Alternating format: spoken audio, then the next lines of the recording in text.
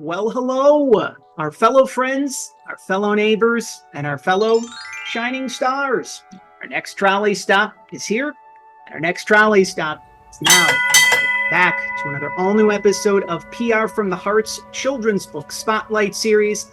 To be precise, we have reached episode number 199. That is the 199th trolley stop here at the Children's Book Spotlight Series, here at PR from the Heart. My name is John Masiulionis, the manager of PR from the Heart, the co-host of the Children's Book Spotlight Series. And I always say host and co-host are interchangeable because I have my little faithful furry friend and companion, little Forrest, always reminding me, John, we're in this together, right? I'm your faithful furry friend and companion. So little Forrest is enjoying a nice little collagen treat, but he is sending much love to all of you, wherever you are, wherever you may be. And he hopes, as well as I do as well, that you enjoyed your Valentine's Day. And of course, we are counting down to the 200th episode celebration of the Children's Book Spotlight Series. In order for us to be able to take the time to celebrate, it's important that we take the time to be able to hold on to hope. And during difficult times in our own lives, as well as in our collective society, sometimes that can seem very challenging. Especially, with this being an election season, you can simply turn on the TV, your favorite news platform of your choosing, and there can be a lot of fear out there. And us as a society, we have navigated through quite a bit alone over the course of these past several years, from before the pandemic and coming out of the pandemic.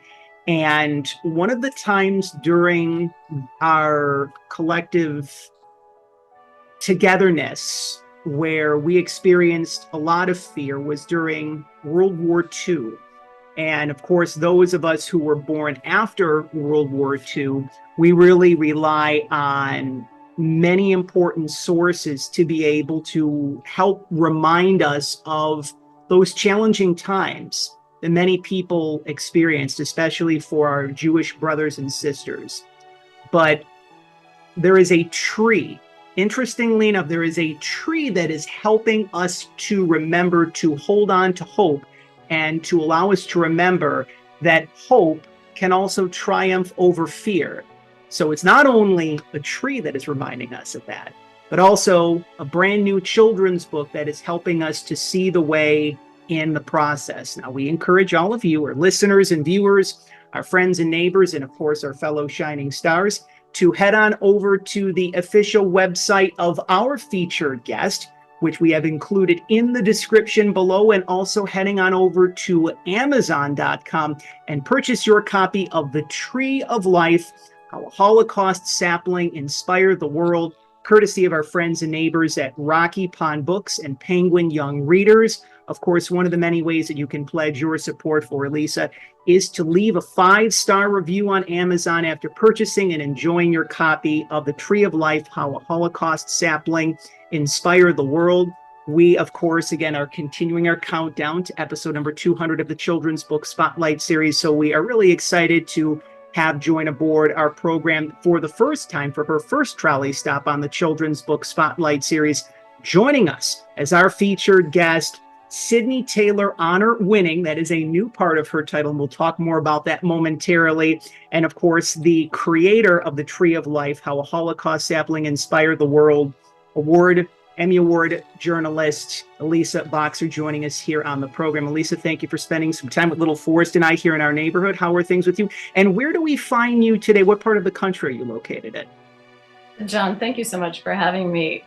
Really, really happy to be here. I am in Scarborough, Maine, which is right outside of Portland.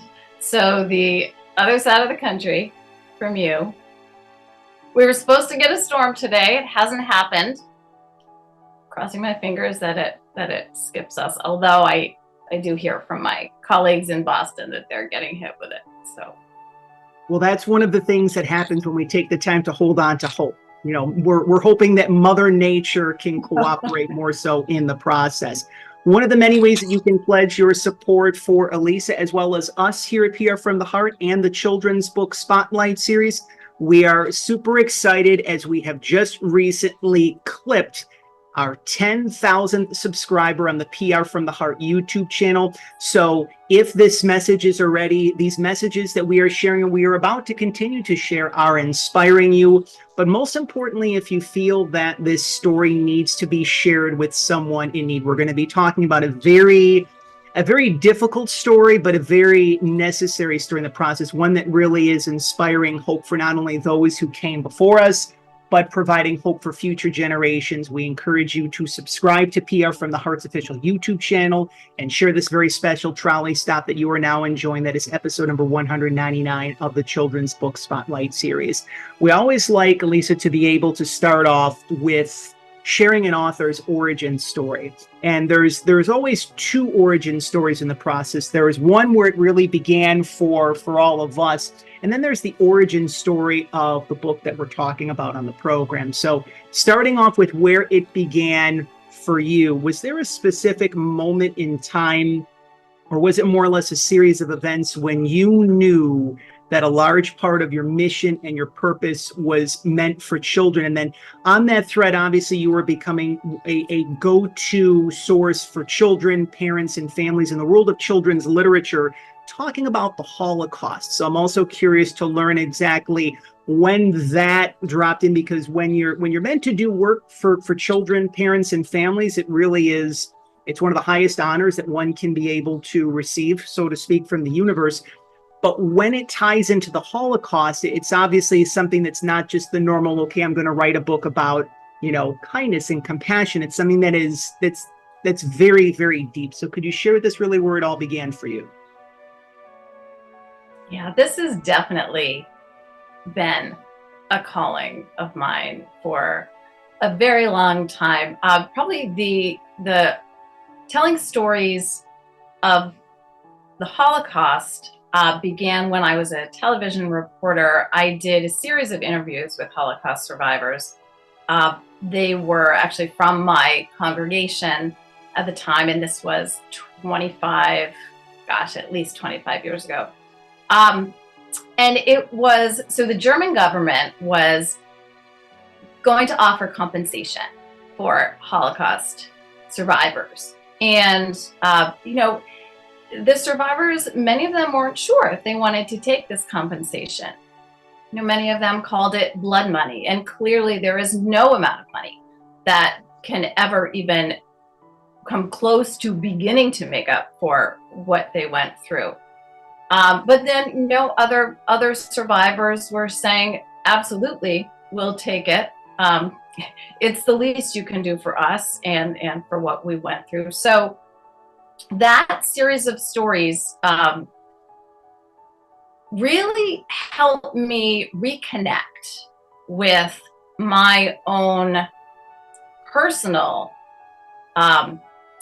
connection to the Holocaust. So both my mother's and father's families, many of them were killed in the Holocaust. And it's something that I always knew. It was not something that I always thought about. My parents didn't talk much about it. My grandparents didn't talk much about it. It's very painful for everyone. But when I did this series of interviews with Holocaust survivors who knew that time was running out to tell their stories, that they were the last ones left who could give these firsthand accounts. And now, unfortunately, all of the survivors that I spoke with are no longer with us.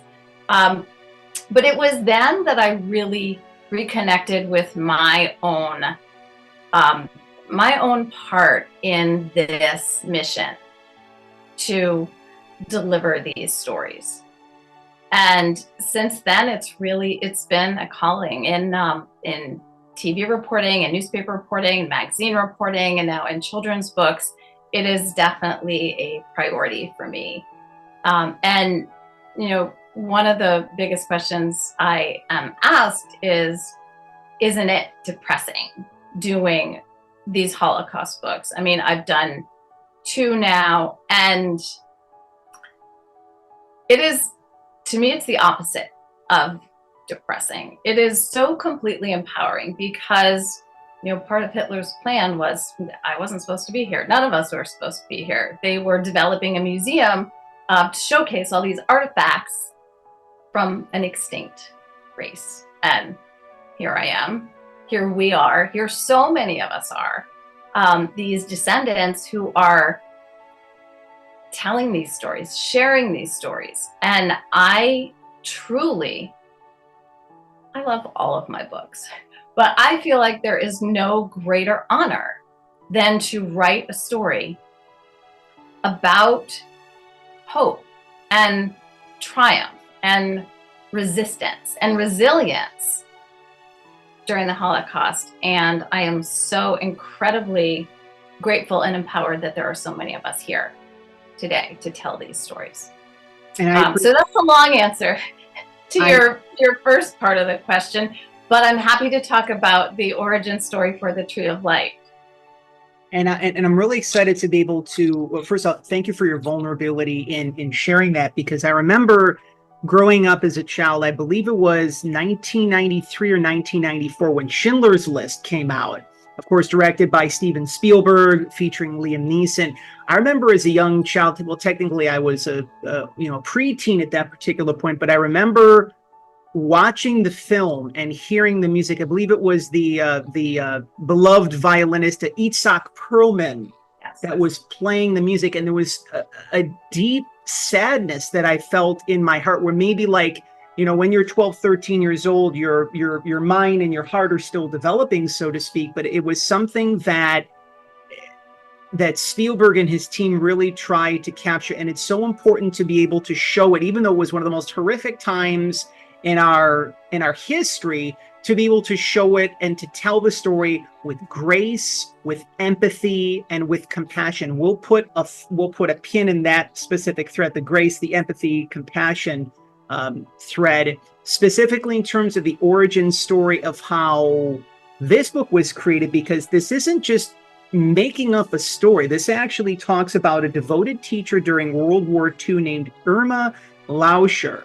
And there might be people who are tuning into the program for the first time who are maybe not necessarily, were very big on studying the Holocaust. They learn about things over time, so to speak. So could you share with us a little bit more about her and how everything really came together, not only for her during these times, but also, first things first, talking about how this book and this message was downloaded to you, how it was dropped on your lap, so to speak? Absolutely.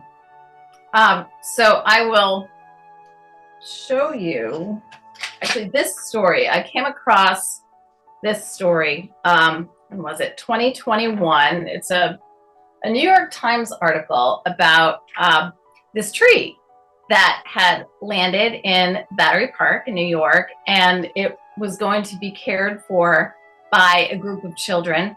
And it was a descendant of a tree from the Holocaust. And so I had to know more, and I dug and dug, and I could not believe what I was finding, that this tree, this descendant of a tree that was being cared for by these children in Battery Park City, was a descendant of this maple tree planted by a group of children in Terezin, the prison camp in World War II. And their teacher, Irma Lauscher, actually had this sapling, this little sapling, smuggled in to the prison camp. She asked a prisoner who worked outside of the camp if he would smuggle in this tiny sapling inside his boot for the children to grow. And she did it because she wanted to teach the children about Tu B'Shvat, which was, it's the Jewish New Year of the trees. And it was absolutely forbidden for any of this learning to take place. So she did it in secret. She was risking her life. The prisoner was risking his life when he said yes, that he would do this. So I learned about this tree. I learned about the fact that these children in New York City were now going to be caring for this descendant of the tree. And when I read about the actual tree in Terezin, the sapling that these children grew, one of the scenes that really struck me and stayed with me was these children in Terezin. They would get their little cups of water every day, and they would share some of their precious water with this tree in the camp to help it grow. And I could not stop thinking about that. The image of these children who had barely any food, barely any water, and yet they were keeping this tree alive with their meager water rations. And then juxtaposed with these children in Battery Park, New York City, who now are going to be watering this tree. That juxtaposition just stayed with me, and I knew that I wanted to write a picture book about it. I wrote it very quickly. It was, I have a book coming out in a few months that took me 20 years to write. This book took a couple of weeks at the most, and we sent it to Laurie Hornick, the amazing Laurie Hornick at Rocky Pond Penguin, and she loved it and acquired it and brought Aliana Rosenzweig on board, who is just a magnificent illustrator and an incredible human being. And a lot of times the author and illustrator, actually most of the time, I think the author and illustrator don't have much contact, much communication during the process, by design.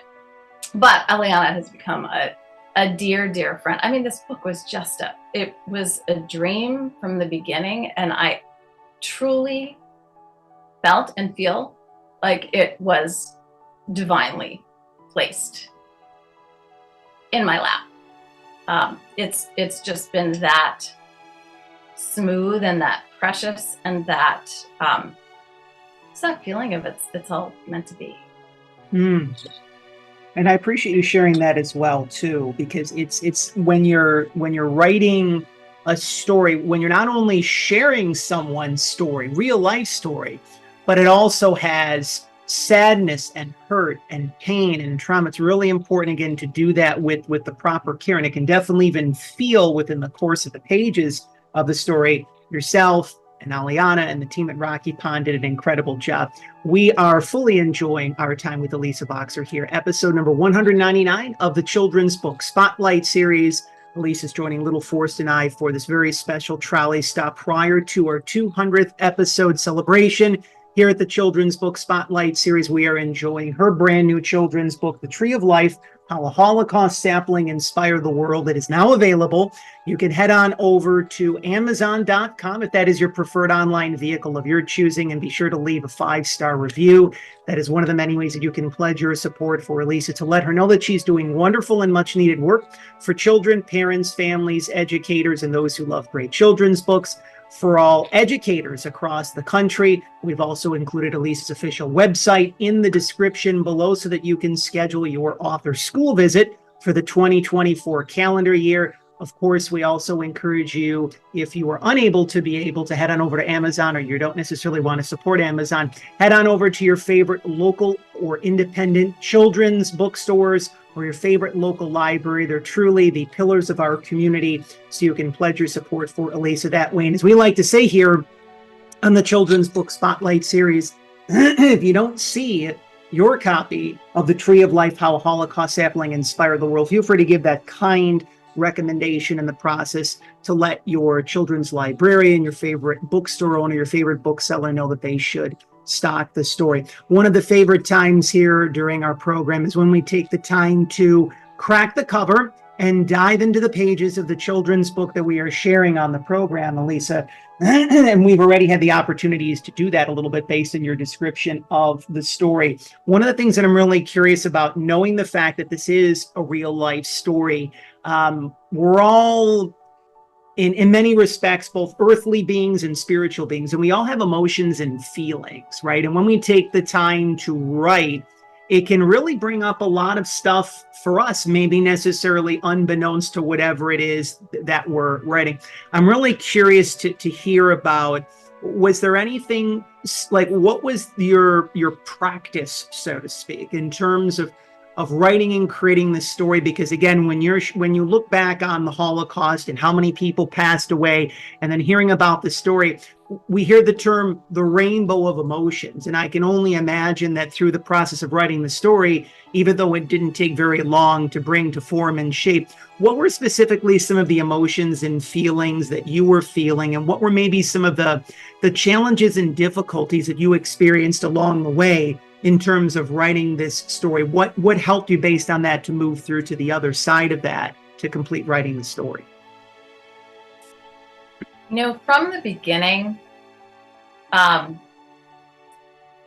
appreciate the question because all my books are such an emotional experience for me, as I'm sure they are for every creator. But from the beginning, I just wanted to make sure that I honored this group of children and Irma Lauscher, their teacher, and everyone involved. And that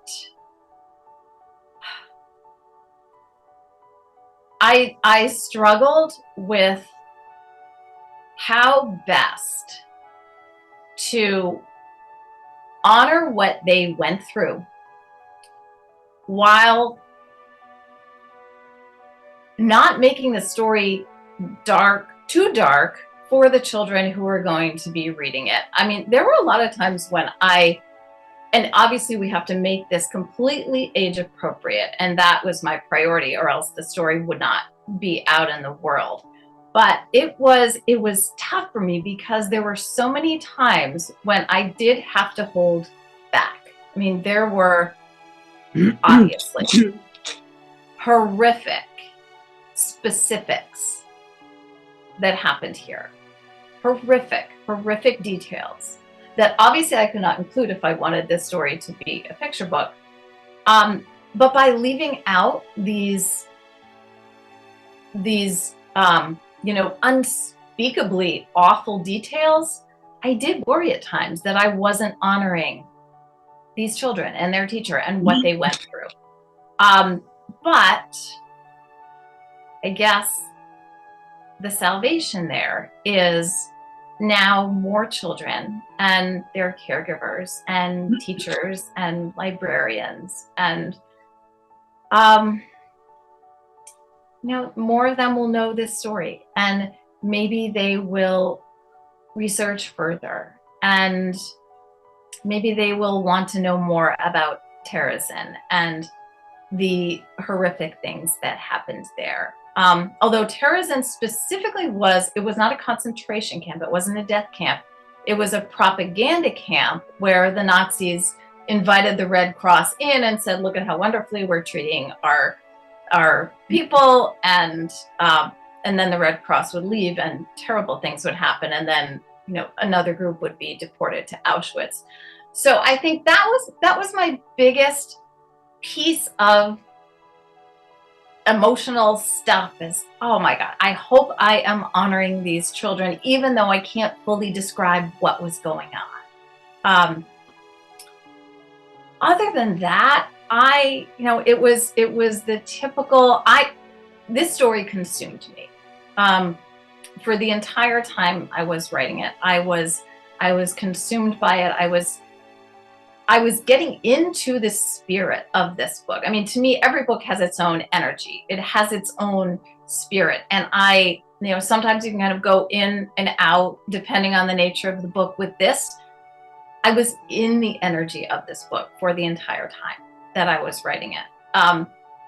And I actually feel like I'm back in there now. I mean, I'm still in this launch period, and I've been doing school visits, and I had a wonderful launch with the Maine Jewish Museum. And there's something special about this book where I am definitely still in the energy of it and of that situation, and still feeling the pull and the power of these children and the desire to honor them, which I hope I've done.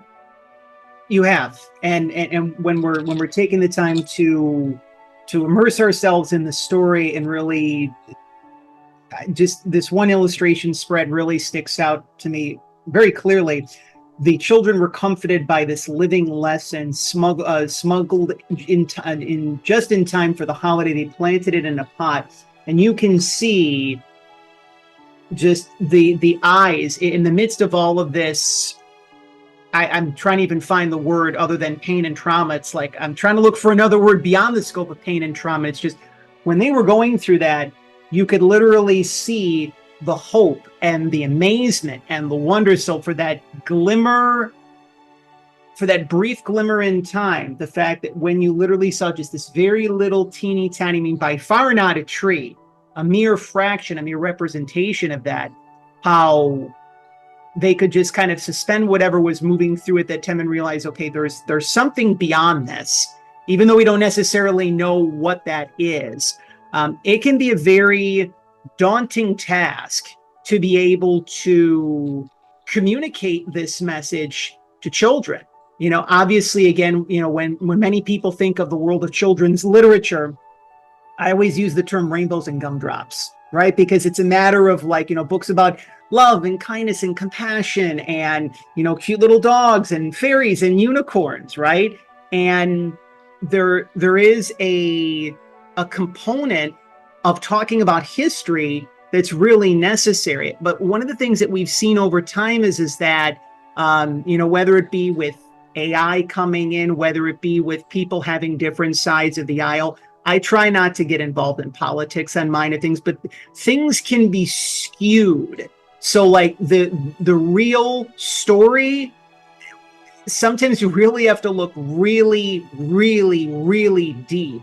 And then, of course, people have their own different beliefs, and there's still this collective pain and trauma, people projecting out their own stuff, and it's really magnifying, unfortunately, whatever it is that we're still seeing out there, so to speak.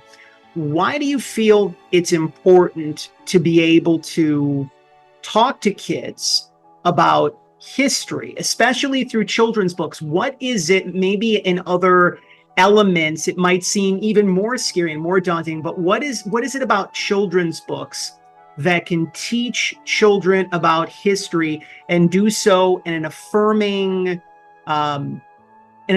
empowering way that doesn't necessarily have any sort of additional, you know, other people's emotions or stories or viewpoints? It really just communicates, here's what happened, here's what we can learn from it. What is it about children's books that really sticks out to you when it comes to talking to kids about history? Yeah, great question. And it's a tough climate out there right now. You know, this book came out amid skyrocketing incidents of anti-Semitism and Holocaust denial. And frankly, I've seen it among my colleagues.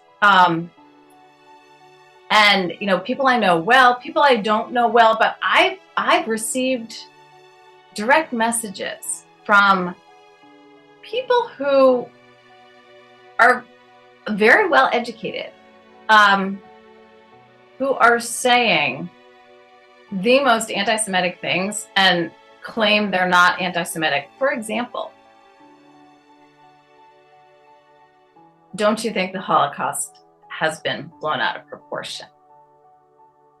And, you know, could those ovens really, and could that many people really, like, appalling things. They're so appalling that I am even more motivated to tell these stories. Because if grown-ups are believing this, if grown-ups are believing that the Holocaust has been blown out of proportion, they're passing these messages on to kids.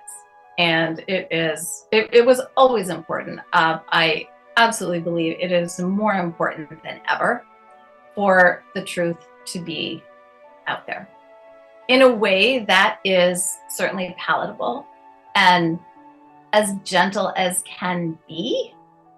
You know, our Kirkus review really made me, it was delightful because it called our book a gentle, accessible take on resilience. And For me, at this time, with all of the haters, we need our kids to be learning about the Holocaust. Not only that it happened, but in enough detail, so it's not going to terrify them and traumatize them, but in enough detail so they remember and they know. And with children, children are the subject of this book.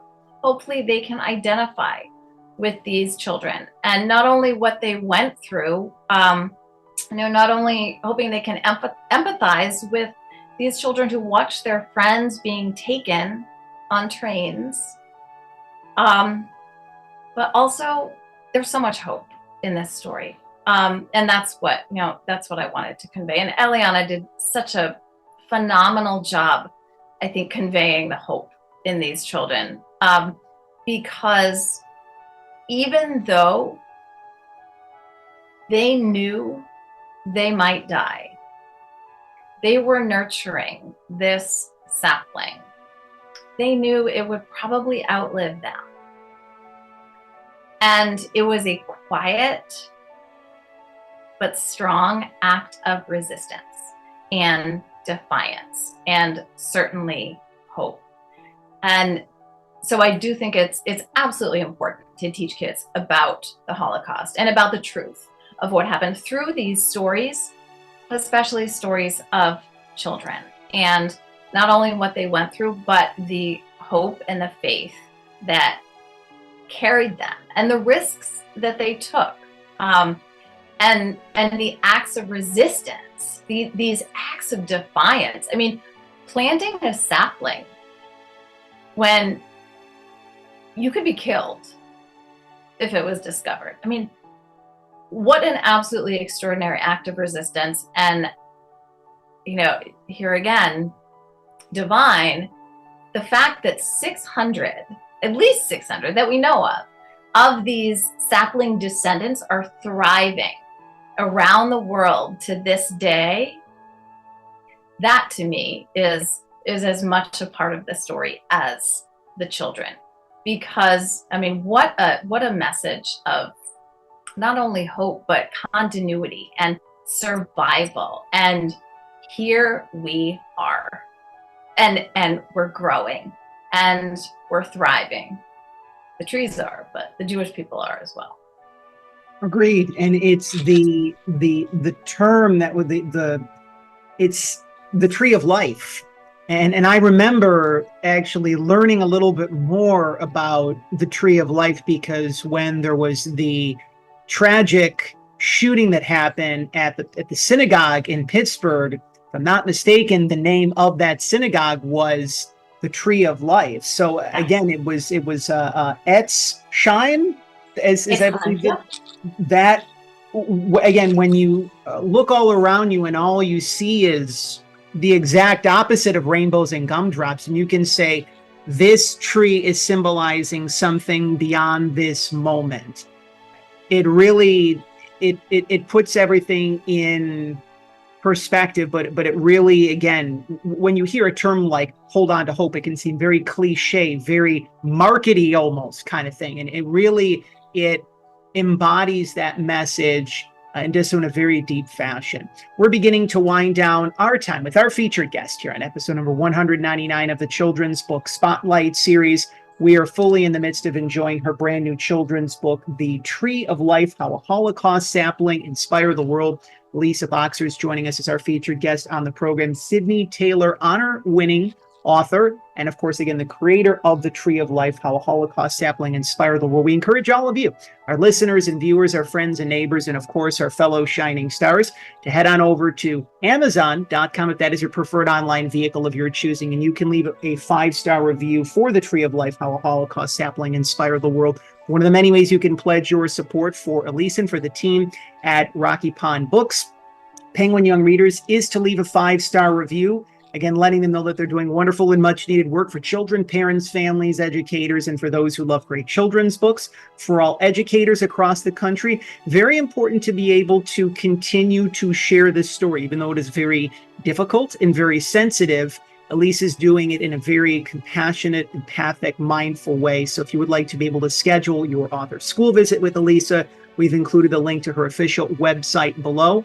And of course, if you want to be able to purchase your copy of the book and do so in your community, you can support Elisa by purchasing your copy of The Tree of Life from your favorite local children's or independent bookstore, or head on over to your favorite local library. Remember that if they do not stock their copy of The Tree of Life, their copies, I should say, make that kind, polite recommendation in the process. One of the fascinating things that in preparation for the episode, and sometimes you learn about something, sometimes you read about something, and it doesn't necessarily sink in. It takes some time to be able to, fully integrate. And knowing the fact that how one of these saplings was planted at New York City's Museum of Jewish Heritage in 2021. The fact how when you think of two of the most horrific events in the history of our world, in the history of our planet, you think of the Holocaust and you think of 9/11. And the fact that, again, somehow there is some sort of a divine script that's being written amongst the chaos, the insanity, the madness, the pain, the hurt, the trauma. Knowing that, can you really put into words what that, there's oftentimes it's said that words are not necessarily needed. So if no words come to mind, that's okay. Then just, the feeling of it is enough.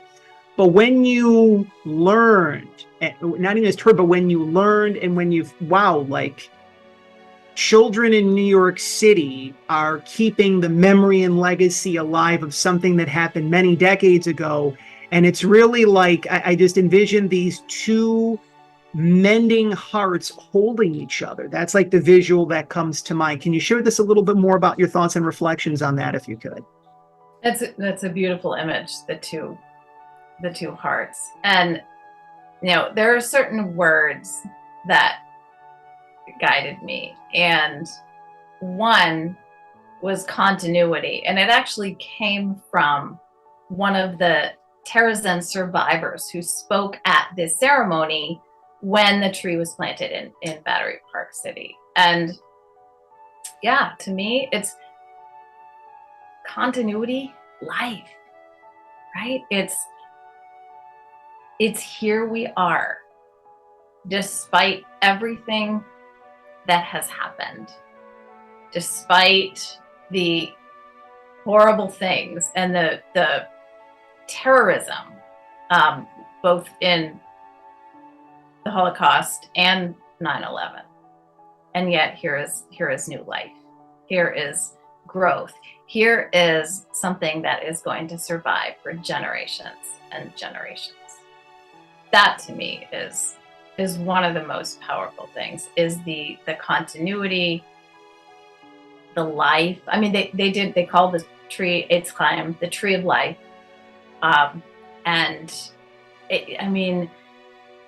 One of the things I say in my author's note is something that I find so horrific about the Holocaust is that so many lives were never allowed to begin. And I compare that to, using the tree symbolism, so many generations were not ever allowed to even take root. They just weren't. And now, generations are forming and happening and thriving. And this tree for me is such a symbol of the continuity of life. One of the things that we also love to be able to do for parents, for caregivers, for grandparents, for educators who tune into the Children's Book Spotlight series is to be able to provide some useful and supportive, whether it be tips, tools, strategies, things that they can automatically take away from watching and enjoying what we like to call trolley stops here at the Children's Book Spotlight series, and implement it into their own lives, and also do that in the lives of their children, their grandchildren, their students, the children that are in their lives. Honoring someone's memory is one of the most important things that we can do. And we can take the time to do it in our own way. But if we don't take the time to remember, people or things or events, they can just fade. What are some specific ways in which, and whether it be specifically tied into the Holocaust or just overall kind of like the 30,000 feet in the air big picture, what are some ways that we as parents and caregivers and custodians for our children can help our little ones to remember those, I mean, especially the most difficult things in the process? What are some of the specific things that come to mind for you when it comes to that thread of remembrance and honoring people's memory? You know, I think it's something that I wish that I had done. I think children knowing their parents and grandparents and great-grandparents' stories, that is so incredibly important. I wish before my grandparents had passed away and my great-grandparents had passed away that I had sat down with them and asked them to tell me in detail their stories, about their childhoods, about their teenage years. So many memories are no longer accessible when people are no longer with us. And so, now with my son, he's 20 now, but I've been doing it ever since he was little. I mean, I talk about my grandparents and my memories with them and my memories from childhood and from my teenage years. And granted, I did not go through anything that comes close to what some of my relatives went through.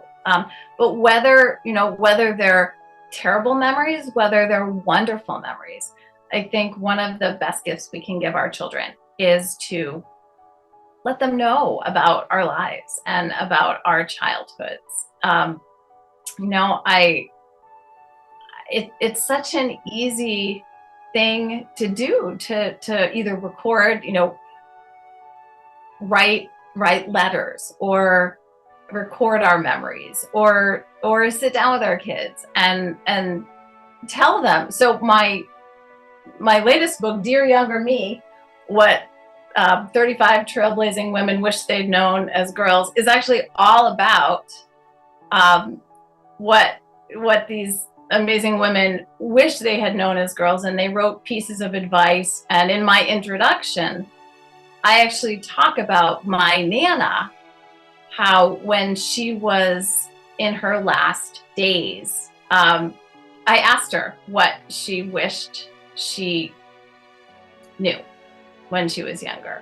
But why wait, right? Like, why aren't we having these conversations before our dying days? And it's life really is too short to be able to take the time and to share, especially, many of us, we have, as part of being human, we have pride and we have ego. And, sometimes that can be healthy. Oftentimes it can be not.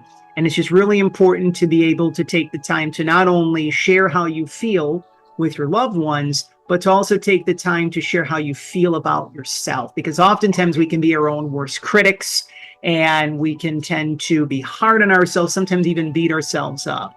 And it's important because when we take the time to do, I don't want to turn it into like a Tony Robbins masterclass when I say this, but like when we take the time to be with our own emotions and our feelings, we can express those even more so to those who are in our life.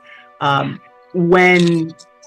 it be a child, whether it be a parent, what are some of the specific things, one or two takeaways when someone reads and enjoys The Tree of Life and they learn about Irma's story and what happened at Terezin in the prison camp? What are some of the specific takeaways that you hope that people, when they read the story, will be able to just automatically say, okay, this is what I learned in the process? Definitely having hope and faith in the darkest of times. But also, I think For me, a big part of this story is believing in a better future and knowing that you can be part of that future. So these children planting the sapling, when they knew they were in a very dark period and probably would not make it out of it. And yet they planted something that was going to survive. And, you know, if only they could have known just how big the survival was going to be, that there were going to be 600 at least sapling descendants spread out all over the world, each with its own story. So I also think knowing that there can be beautiful consequences of every choice you make, that you can do something as seemingly small as plant a sapling, and you never know what can happen. But if you make a choice that is conscious and mindful and intentional, you can trust that amazing things will happen as a result of that, and that love will continue. And that love can conquer evil, that we can not only hold on to hope, but with the belief in ourselves, the belief in our own faith, that, and I think that the end of the story actually captures it perfectly, the fact that our roots will grow stronger, that we will grow taller. Now, maybe it's not like, you know, we're going from 6 foot to 6'2", right? But like that internal tallness, you know, it's like, you know, we're a tree, and we're moving forward like this, and we can sense our heart opening further. It's very interesting because one of the things that came to mind in preparing for our interview in episode number 199 of the Children's Book Spotlight series, I remember when shortly after 9/11 happened, and this is when Mr. Rogers' Neighborhood would already wrapped up production, but Fred came back in and he reported a series of PSAs, and he used the phrase, "We are all tikkun olam, repairers of creation." And I still get chills talking about that. And you know, in case you haven't noticed, you hear the term trolley stop, and our fellow neighbors were huge Mr. Rogers fans here at the program and at the Children's Book Spotlight series. In many respects, you know, Mr. Rogers was our guiding light during the most difficult of times.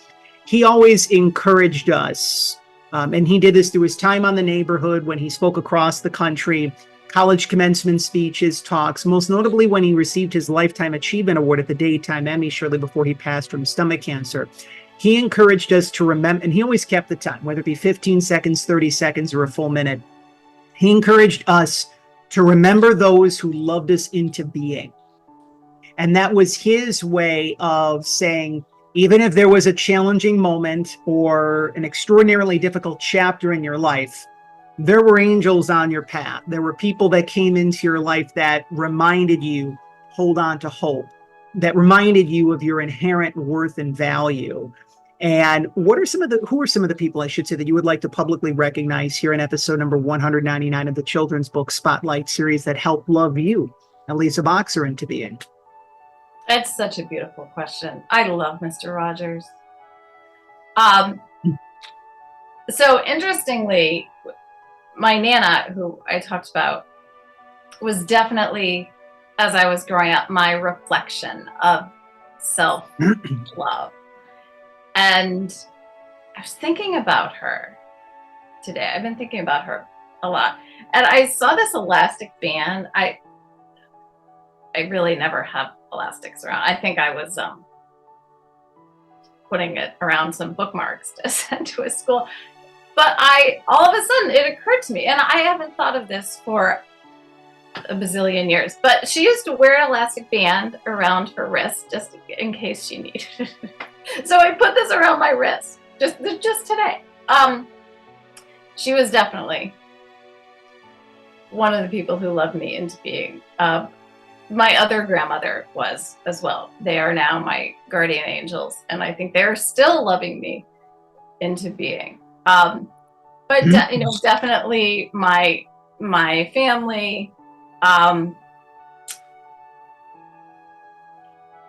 for this book,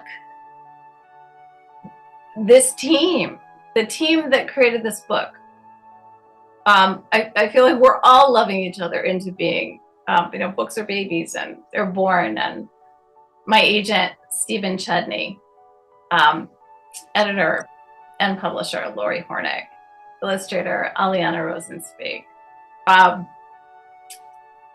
and just the incredible team at Rocky Pond Penguin. I told you, it has been, this book has been a dream, and there has been so much love in every phase of this process, and it's still going on. I just, you never know how these things are going to be received, but the feedback I've gotten has been heartwarming every single day. And the whole thing's been a dream. It really has been. And it has not felt like work. And love has poured into every cell of this project. It's wonderful to hear. And I believe that it was Fred who said that, whether those people that help love you into being are near or far, where they're still, or if they're still with us walking this earthly plane or watching down from heaven, that they're smiling, knowing the impact, the indelible impact, the positive influence that they made on your life in the process. We're also huge Disney buffs here at the Children's Book Spotlight Series. When we're talking a lot about, things that are very denser energies, so to speak, like the Holocaust, we have to bring in some sort of even more lightness, so to speak. And I think the Disney energy does that well. We have the ability to bring to form and shape our dreams, our desires, our goals, our ambitions. We have the ability to fulfill our own wishes and help those people that are in our lives, those that are our loved ones, those who were called and blessed to serve. We have the ability to help them bring their dreams, desires, goals, ambitions to life, and to help them fulfill their wishes. And so we go back to the year 1992. We remember the late Robin Williams, who voiced the Genie of the Lamp in Disney's animated classic Aladdin. And we always close out every Children's Book Spotlight Series episode with a little segment that we like to call Three Wishes. So, Elisa, you have given freely from your heart to children, parents, families, educators all across the country and all around the world for a long period of time. So this is your opportunity to receive. So you are being given three wishes here today on episode number 199 of the Children's Book Spotlight Series. Now, I believe, if I'm not mistaken, the only two automatic disqualifiers, you can't make someone fall in love with you and you can't ask for more wishes. Anything else is fair game. So what would those three wishes be? And they can be for yourself, they can be for the children of the world, they can be for the planet. What would your three wishes be? I think the first one would for my two grandmothers to be back on this plane in this realm.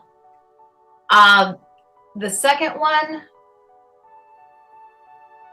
health and happiness for my family, for everyone and their families.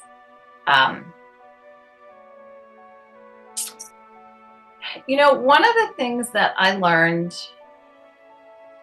in writing this book, and also my last Holocaust-related picture book, Hidden Hope, is, and especially with Hidden Hope, there were themes of hiding. And it got me thinking about and exploring how many situations in our lives that we actually hide the truth of who we are. And it is a terrible thing. And we may not be hiding in an attic from Nazis. And certainly I believe the only thing that should be compared to the Holocaust is the Holocaust. It stands alone. However, I think there are so many situations where we don't feel free to be our true selves. And we can ask really important questions, like, maybe with whom am I not free to be who I really am, to say how I really feel? In what situation am I not bringing my full self to the table, into the room? So my third wish for everyone, for all of us, would be that we have lives where we always feel safe to be the truest, fullest, most vulnerable, biggest, most authentic versions of who we are. I think that is the key to a really blessed, full life. And that's maybe one of the most resilient things that we can do, is to be able to, we just actually interviewed Kat Ye, and we talked about the release of her new children's book, Just One Little Light. And it's important because when we take the time to, not even just remember those who came before us, but remember who we are, right? Then things can become more joyful and more expansive. And we're like that tree that is, again, taking root and growing more. And then our branches, our love, our gifts can live on beyond the scope of our own lives in the process.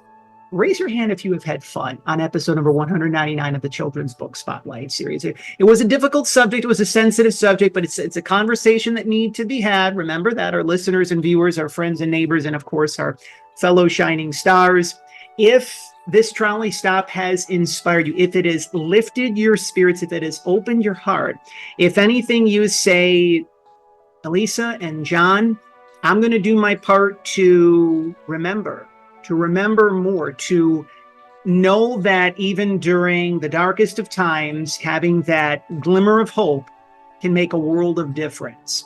We encourage you, if you haven't had the opportunity to do so, to subscribe to PR from the Heart's official YouTube channel, to share this very special trolley stop that you have now enjoyed. That is episode number 199 of the Children's Book Spotlight series.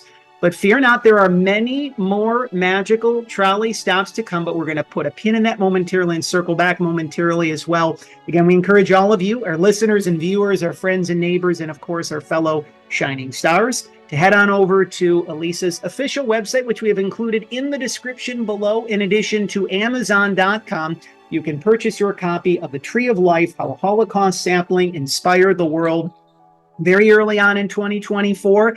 But this book is already making waves and undoubtedly will continue to do so, not only in 2024 and beyond. Again, courtesy of our friends and neighbors at Rocky Pond Books and Penguin Young Readers.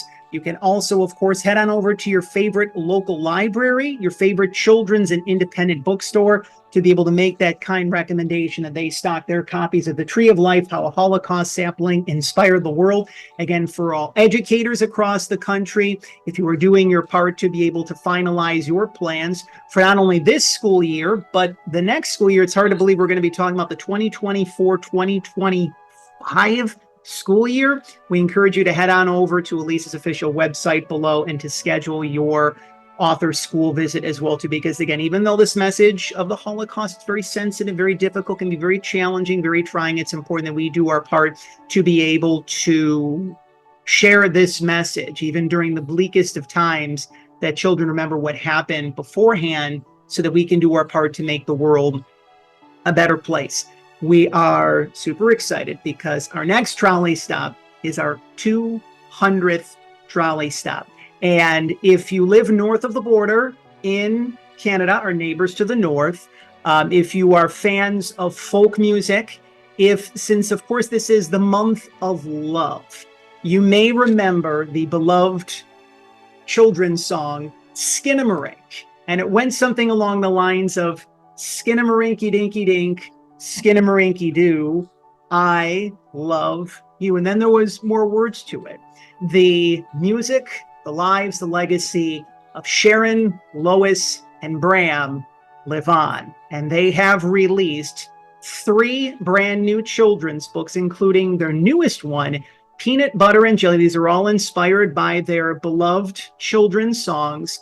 And we are very excited and grateful to be able to have Sharon from Sharon, Lois, and Bram, as well as her daughter Randy, the award-winning and best-selling creators of their children's book series.